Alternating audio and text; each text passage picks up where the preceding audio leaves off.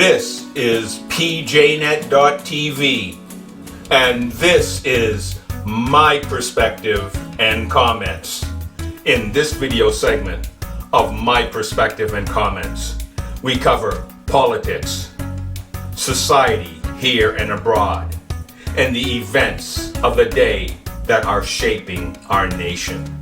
PJNET.TV, My Perspective and Comment, coming to you with a worldview, one nation under God. Hello and welcome to My Perspective and Comments. And again, folks, we'll start out with some updates here on the China, Wuhan, Corona, COVID-19 virus, and discuss what's been going on in that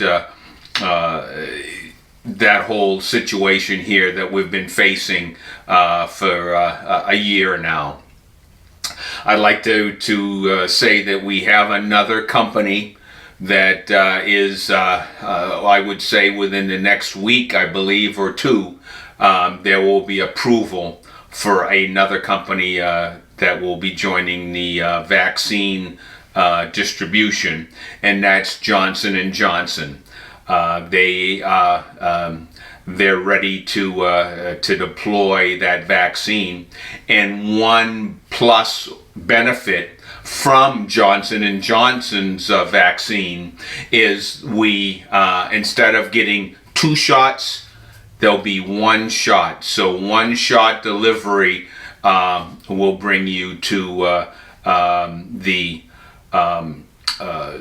protection for this China virus.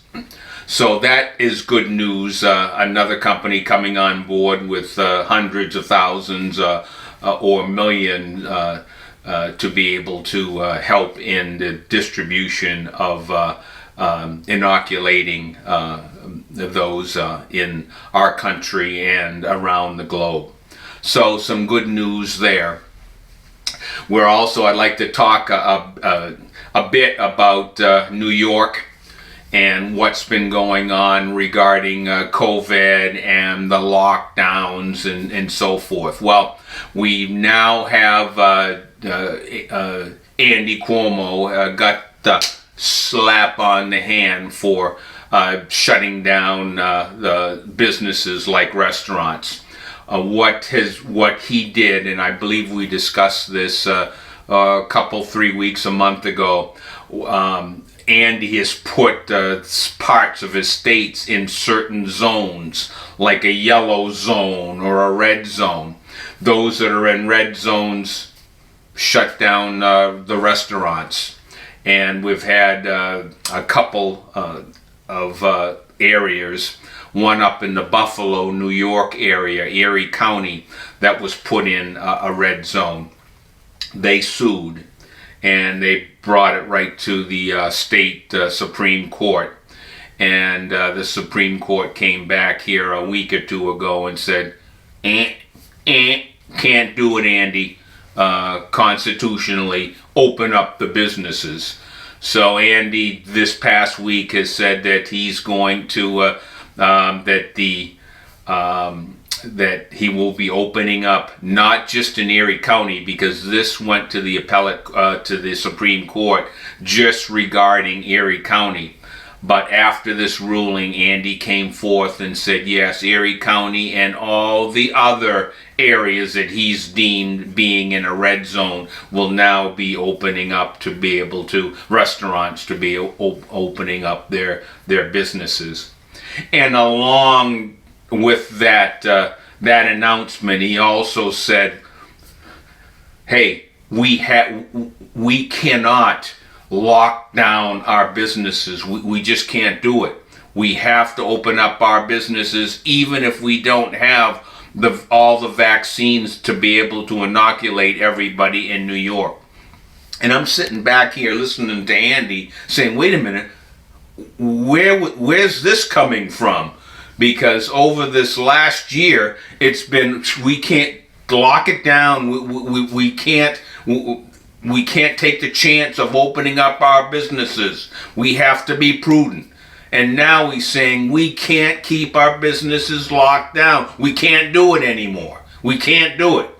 So now we see Andy, almost like a light switch was turned on. But let's step back and think about why this change in emphasis on the keeping these businesses closed. And the emphasis is that he now doesn't have someone in the White House that they've been fighting against. President Trump will be leaving office here next week. And so now Andy can say, wait a minute, we've got to open up our businesses. And I think what you're going to find is you're going to start seeing some of these other states that have been in semi-lockdowns starting to open up their business and saying, hey, we have to open our businesses, and and start to see a full-fledged opening and getting all the business sectors opened up. And that's what really, I believe, has been taking place in some of these real leftist blue areas, blue states, is they have been put a purposeful lockdown because they did not want to help President Trump, because they knew, and just the small number of states that fully opened up their businesses and how the economy sprung right up. And these liberal governors, they didn't want to help out President Trump at all. So we're starting to see. It was surprising to hear Andy talking about we can't stay locked down. We've got to open up our businesses and get our economy. We've got to open up New York City, Broadway, and getting people back to New York City. And I think he was saying that because there's been a mass exodus from New York City. But we're now seeing a change of tune, and I think that's a result of President Trump leaving the stage. And another casualty, or I think one of the last to come to the table with this lockdown, is California. And when I start saying that we're going to see more states opening up, that you're going to have a few that like that power, like that ability to lock people down. And California is one. This Gavin Newsom, there is a sense of, hey, I have the power to tell you what to do and to tell you when to do it. And there's a lot of these leaders, so-called leaders, that have gotten used to being able to have the executive orders and really lord over their constituents. And so you're going to see some that are going to open up, some going to realize we're not going to have a state if we can't generate revenue and open up our businesses. But what's happening too, and as I've said before, when we almost a year ago now, that to get our freedoms back, we may have to take it back and to push back against these governors, mayors, county executives, and so forth, to take our nation and our freedom back. Like what they're doing right now in California against Gavin Newsom, Governor Gavin Newsom. They have a petition right now to oust him, and they needed to accomplish that, to get that legally and to move this petition forward to to pull him out of office. They needed a million. I think it's 1,000,002, and they are right now over 1,000,000 that have signed, and they'll hit that number. So very good possibility, and I'm hearing momentum is taking place to oust Newsom. So we'll see how that all plays out, but a lot of people, a lot of Americans are saying enough is enough, and we need to open up our businesses and take our nation back, because freedoms have been lost, and people are told that they have to hide away in their homes with masks on, and a lot of Americans now are saying no, enough is enough. I'd like to kind of switch gears here and talk a bit about what has been taking place over this last couple weeks with the what took place in our nation's capital, and everything surrounding that. A new President Trump leaving office, and President-elect coming on board as president. And right now, for this voter, it's asterisk a president-elect, because they're still the jury is still out on how he actually Joe Biden actually got over the top to be our president. But President-elect Biden is pushing is another stimulus when he is sworn in, and they look to the economy. And it looks like what's going to take place is he's proposing another $2,000, the very number and that Mitch McConnell said nope, can't do it. Nope, 600 is it. So the Biden administration is looking to come up with a couple thousand for the American people. I'd like to talk a bit, as I mentioned, this past week, and all that we've been hearing, that it was President Trump. He incited a riot, and all the people that were in that Capitol, people taking lecterns, laptops, and the mayhem that took place there. And we're starting to hear now FBI has gotten involved and arrests are being made, and we're starting to see not all BLM, not all bad actors, some who I guess you'd say with question mark Trump supporters, and that's really, for me, kind of troubling and they're throwing that around, Trump supporter. But if you look at the history over these last 4 years regarding Trump supporters and the rallies, and think about this, folks, almost 4 years we had gatherings, people gathering, and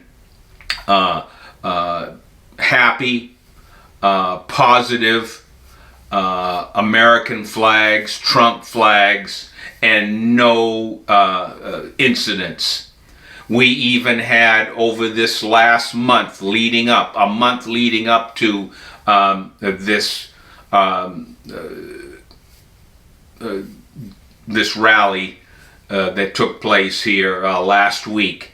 We had Stop the Steal a month 2 weeks ago, 3 weeks ago, they had to stop the steal where they came to the nation's capital. No problems. People positive, people just getting out and demonstrating and wanting to let the people know in America that there is an issue, and they want to be heard, and they want this issue of voter fraud once and for all dealt with. And that has been the push. Last week, that was the push. They wanted to get some answers. They wanted to be heard. And the evidence that was brought forth was summarily nothing to see here. And as I mentioned before, last week and the week before, if you have over 1,000 people, eyewitnesses that have signed affidavits that they saw problems, then that should be addressed. And summarily, the courts would not even let that testimony be heard. And if you were in a court of law, a murder trial, you can convict someone with eyewitness testimony.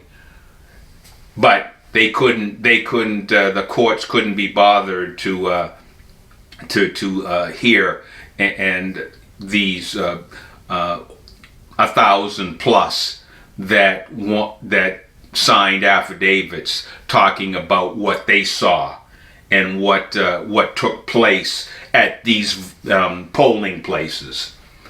So that's what this last week the rally was about. And we had those in the Congress, those in the Senate. We had right now the people that you're seeing and that are being demonized right now, Ted Cruz and Holly, regarding just to have a hearing, to be able to take a look at those affidavits, looking at all the regularities that took place around these battleground states, and also to let the people know that the legislatures in these battleground states have said, hey, wait a minute, there's an issue here, we have a problem, and we want to pull our certifying these elections because there's a problem here.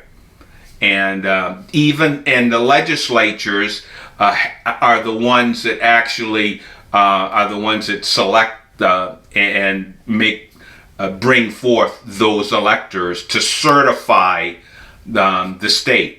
And they're pulling back and saying there's problems here.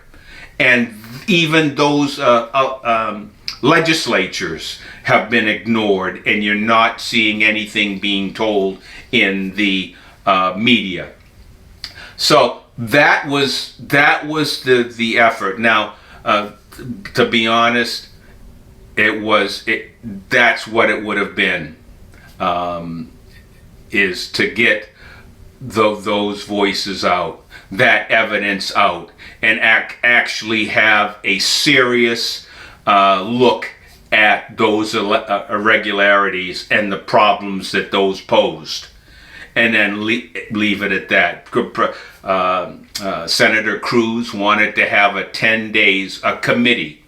That would have been at the end of that, if it still came out that they would push forth to have Joe Biden as president, so be it. But it would have been a serious venting of the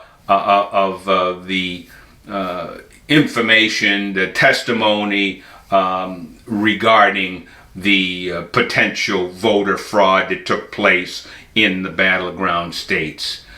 That was all brought to naught with the rioting and the mayhem that took place there. It derailed that that process that would have at least brought it to the point where the 70 plus million could at least say, okay, we had a hearing, we were heard, and the testimony was brought forth. And that just getting that testimony out would definitely have put a spotlight on the Biden administration, that question mark that would have been out there, but it never happened. And you just kind of wonder the forces to be. Was there someone out there that was saying we can't let this happen? Who knows? But we do know that after the taking over and the crimes that took place when the Capitol was assaulted, all the hearing prep and moving forward to actually get to the evidence of the irregularities in this election here in November 3rd was done. No one wanted to really. They didn't want to take it any further to really dig in, so they just said, okay, we're accepting the electors, and they moved it right on forward. So that was lost. And as I mentioned last week, that was disappointing to me that we didn't get a full vetting and hearing regarding those irregularities. So now what are we seeing? We're seeing the media and the left demonizing that effort, demonizing Senator Cruz and Hawley and all those that were voting to actually see the evidence and to move that ball forward. We're seeing now the left and the big tech left wanting to silence anyone that like Parler, anyone that wants companies that are promoting free speech, and to be able to even talk about stopping the steal. That was removed from Twitter, Facebook. You can't say that. Even to bring up the issues regarding the election and the potential fraud, can't say it. We're seeing now the push to silence the conservatives and View, and it took a major turn here where Google and Amazon Web Services said, okay, we're pulling the plug on Parler, and basically shut them down flat. We're seeing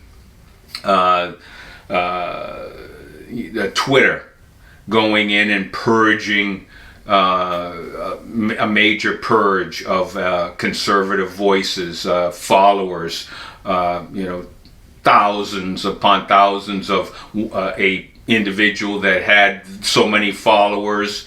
They cut out thousands and really have put an emphasis that watch what you say or you're getting bounced from Twitter. So right now and it's not just that, but we're seeing some of these other politicians like AOC talking about silencing. We're hearing having so-called re-education facilities to come after those on the right. And, you might laugh and say, come on now, re-education camps.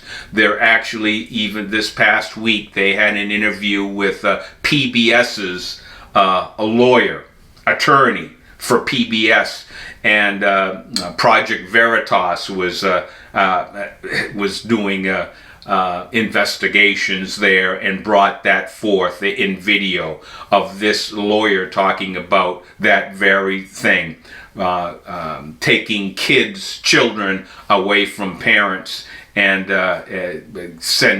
moving families into to relearn and re-education. So is it just a joke? No, this is happening. In fact, this past a day or two ago, AOC was talking the same way, that we need to the media now has, what she would like is to put the media and say, you're going to, if you don't toe the line and say and bring the message that we want, media companies, then you're going to be silenced. So we're seeing a major push in that area when it comes to free speech. Is they want to silence you, and that's what we're see happening. So when you hear this and you're stepping back and saying, wow, I would have never believed this in America, but that's what's happening.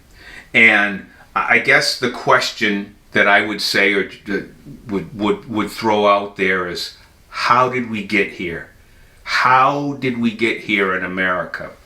And I like to maybe just start to answer that question. And we need to go back many years, where we've seen a push from the left to infiltrate and to get in our schools and to start teaching a different history, a different emphasis on what America is, and even the questioning and challenging of the in American history, and was America really great, and to put the emphasis on some of the struggles that America went through and come at it from a negative slant. And we've seen that in our education, our grade school, and we've seen this in our colleges. As a matter of fact, we've had some videos here over the last years talking about that. And we brought up going onto the college campuses and asking questions regarding, what would you say if this leader was talking about, really securing our borders and law and order, and we need to really focus on law and order in America. And these college students, when they heard that, that had to be Trump. That's Trump. And come to find out that this was being promoted by Obama. And they couldn't believe, they shake their heads and look and say, really? Didn't know that. So we see in our school system, from kindergarten right through to our colleges. And what have we seen in the last couple years? We've seen colleges talk about cancel culture. We don't want this person coming on our college campus. We don't want this senator coming on our college campuses. And they would come up in arms and protest, and really what you would see is many of the college presidents and the college administrators saying, okay, we'll have to cancel. So we've seen that happening on our college campuses, and it got very heated. So what we're seeing now is these students coming off campus and bringing this energy, negative energy, and a mayhem, and what they've been taught, what they've been allowed to bring forth and to push against. And now we're seeing it out in the streets here, in the Black Lives Matter, part of Antifa, and now we're actually seeing it out in the streets. Also, when it's not just on the college campuses, but again, as I had mentioned, we're seeing this in Congress. Some of our senators, some right out of Pelosi's mouth. These politicians that you wonder and saying, wait a minute, these are our leaders and they're talking down America. I mean, they might as well be in China or Russia or Venezuela, because they sound like the Ayatollah. They sound exactly what's coming out of these nations that hate us. So this has been brewing. We've been seeing this, and now we've seen it in our college campuses. So let's step back and bring this back to this past week. And again, I asked the question: how did we get here? Well, when you have messages of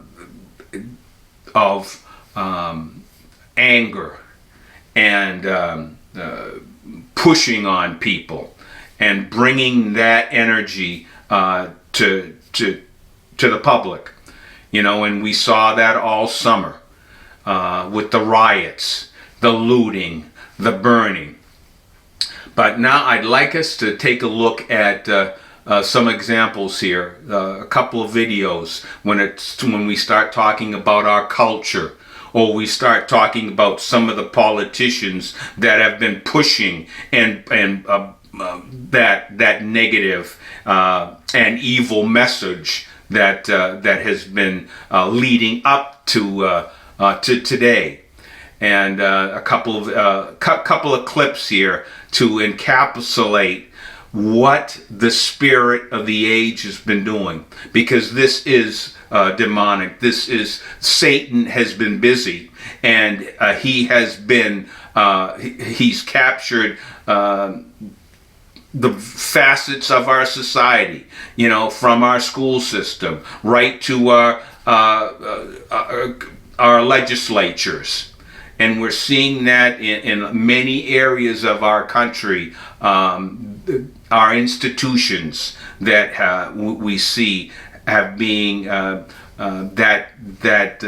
demonic push from Satan that has encapsulated and moved into our society. That's why we're seeing the attack on the family, and we're seeing traditional message from our nation: make America great again. When did that become something that had to be run away from? Make America great again. So I'd like to we'll take a look at these a couple of clips of where you can see that evil force that's been taking place and being accepted in many sections of our society. And it's something that we will talk on the other side regarding, how do we take our nation back. So take a look here at a couple of clips that will encapsulate our culture and what's been going on in our culture.